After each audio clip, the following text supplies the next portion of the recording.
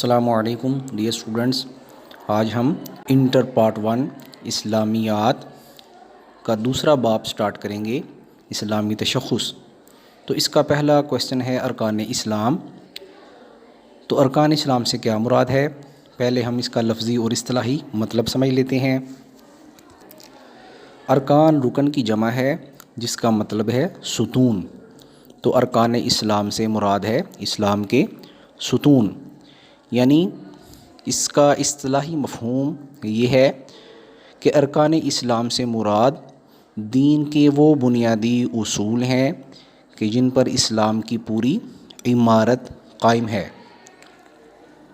حضور صلی اللہ علیہ وسلم نے ارکان اسلام اس طرح بیان فرمائے ہیں: بنی الاسلام علی خمس، شہادت اللہ الہ الا اللہ وان محمدًا عبدہ ورسولہ واقام الصلاۃ وایتاء الزکوٰۃ والحج وصوم رمضان۔ فرمایا بنی الاسلام علی خمس، اسلام کی بنیاد 5 چیزوں پر ہے۔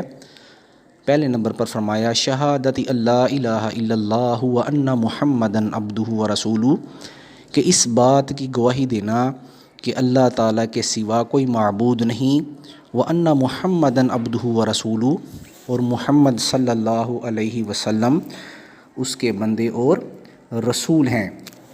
دوسرے نمبر پر فرمایا واقام الصلاۃ، اور نماز قائم کرنا۔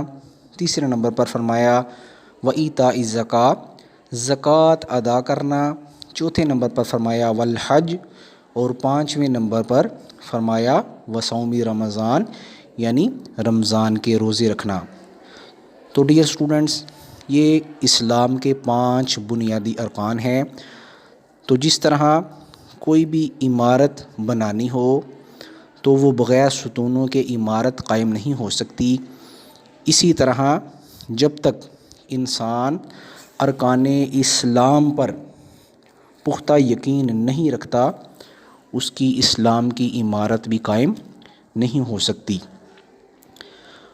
تو اس لیے ارکان اسلام پر ایمان لانا یہ بہت ضروری ہے۔ اب ترتیب کے ساتھ ہم ان کی تفصیل انشاءاللہ ہر لیکچر میں پڑھیں گے۔